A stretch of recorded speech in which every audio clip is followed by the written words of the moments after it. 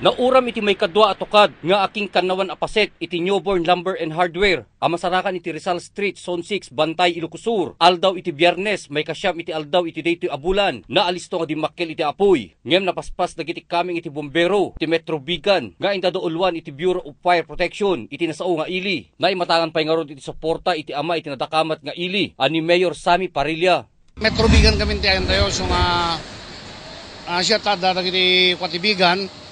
Siyempre, kadwan na ti fire truck, bigan. Kaya nadapay Santa Catalina, nakita Santa Catalina, kindakkel nga suportar dati Kwati GTC. Dati nawagak insigi dati Kwati GTC. Noong pay hangay sulit naka-frontliner, dati babatit, tayo so dati makastrek, makita yo. Ngayon dati Kwati GTC, dati supply ti danom namongan dati fire engine. Di Fire Officer 1, Anthony Manuel, kaya tita nga saan nga napakpakadaan iti pan nakadunor na, at itamit nga nakaantabay, dagiti kaming iti National Red Cross, kanang TED iti pan nakatanim na.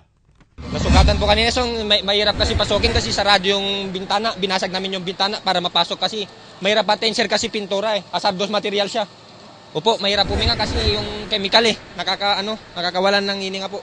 Napagamuan ka dagiti agasawa nga aking kukay tinaso kapasdek. Awan da iti data nga kanito. Iti may katlo atukad. Adinutta nga so iti pagtatainganda. Napagamuan da lang nga maururam iti pasdek negosyo. Babaeng iti maysa atawag. May mga bumbero na saka nasusunog na. Ma'am, mayroon pong nakatira dito sa inyo, ma'am? Kami pero nasa labas kami. So pero may nasabi na po kung saan nag-start yung sunog, ma'am? Wala, hindi pa alam. Wala pang alam. Basta pagdating namin may bumbero na, may apoy na. So, ma'am, ano yung particular na nandyan po na area, ma'am? Pintura yan. Pintura sa katiner. Pintura sa katiner lang? Opo. Pero less than kasi haming dakkel. Dabasit lang nga pintura, basit nga arwangan lang.